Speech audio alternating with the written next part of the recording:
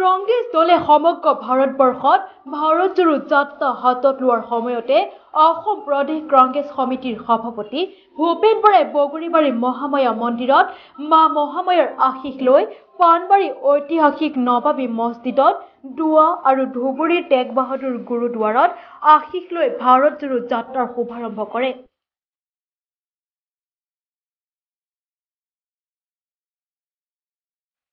বিজেপিৰ সাম্প্ৰদায়িক শক্তিক মষিমূৰ কৰি ধৰ্ম নিৰপেক্ষ দেশখন পুনৰ প্ৰতিটো জাতি জনগোষ্ঠীক ভাতৃত্ববোধৰ বান্ধোনেৰে বান্ধি দেশত শান্তিৰ প্ৰতিষ্ঠা কৰাৰ বাবে এই ভাৰত জোৰো যাত্ৰাৰ শুভ উদ্বোধন কৰাৰ উপলক্ষে বিলাসীপাৰা পশ্চিম সমষ্টিত অৱস্থিত মহামায়া মন্দিৰত মা মহামায়াৰ চৰণত আশীষ লৈ অসম প্ৰদেশ কংগ্ৰেছ সমিতিৰ সভাপতি ভূপেন বৰা আৰু কংগ্ৰেছ নেত্ৰী মীৰা বৰঠাকুৰে 1 নৱেম্বৰৰ পৰা আৰম্ভ কৰিব ভাৰত জোৰো যাত্ৰা।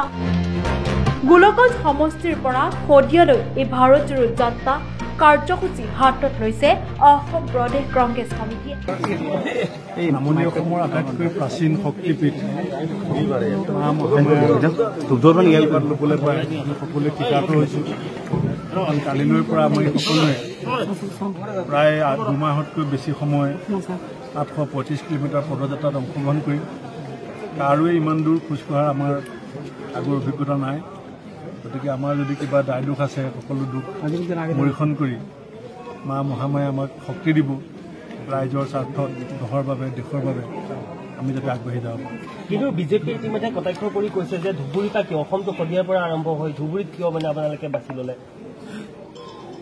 ধুবুৰী অসমতে পৰে, আমি সেইকাৰণে অসমৰ ইমূৰ সিমূৰ কৰিছোঁ। সংবিধানৰ নাগৰিক হোৱাৰ কাৰণে ইয়াৰ পৰা আৰম্ভ কৰিছে বুলি এটা কথা উঠিছে। চৰকাৰ ডাবল ইঞ্জিনৰ আছে, গতিকে সন্দেহযুক্ত নাগৰিক যদি আছে বিচাৰ খোচাৰ আৰম্ভ কৰক, আমি সহযোগ কৰিম। কেনেকুৱা শক্তিশালী হ'ব? বিজেপিয়ে কৈছে মানুহ নহ'ব বুলি কৈছে। আজি একো নকওঁ, কালিলৈ 11 বজাৰ পৰা আপোনালোকে বিজেপিক দেখাব। দেউৰী ক্ষেত্ৰত কেতিয়াবা শাসন পাব? এতিয়া মোৰ লক্ষ্য পদযাত্ৰা ধুবুৰীৰ পৰা শদিয়া, আৰু দেউৰী নিৰ্বাচনত আমাৰ পৰহিলৈৰ পৰা গৌৰৱ গগৈ ডাঙৰীয়া, ৰাণা গোস্বামী ডাঙৰীয়া, দেৱব্ৰত শইকীয়া ডাঙৰীয়া, আমাৰ শিৱামণি বৰা, ভাস্কৰ বৰুৱা, এনেকৈ আমি এটা প্ৰায় 10জনীয়া টীম বনাইছোঁ। তেওঁলোক গৈ পেলাই প্ৰচাৰ কৰিব আৰু মই খবৰ লৈ থাকিম। আৰু মোৰ বিশ্বাস যে দেউৰী ৰাইজে আগৰ দুবাৰ আমাক শাসন কৰিবলৈ সুযোগ দিছিলে দেউৰী স্বায়ত্ব পৰিষদত, এইবাৰো আমাক সুযোগ দিব। আমি অকলে নোৱাৰোঁ, কাৰণ আমি অকলে গোটেইকেইটা সমষ্টিত নাই খেলা। মন্ত্ৰী পি হাজৰিকাই সমালোচনা কৰি কৈছে যে আপোনালোকৰ এইটো অসমত যিটো ভাৰত অসমত চুপাৰফ্লাৰ হ'ব, আৰু সেইকাৰণেই আপোনালোকৰ কেন্দ্ৰীয় নেতৃত্ব আহিবৰ কাৰণে লাজ পাইছে, লাজ পাব বুলি অহা নাই। ঠিক আছে, কৈ থাকক, আহকচোন সময়। কিমানমান মানুহৰ কাইলৈ সময়তে আশা কৰিছে আপুনি? এক্সপেক্টেশ্যন কেনেকুৱা? ফিল্ডখনৰ কেপাচিটিটো 50,000 বুলি কৈছে। ফিল্ডখনৰ যদি ফুল হয় সিমানেই হ'ব, আপোনালোকে দেখিব।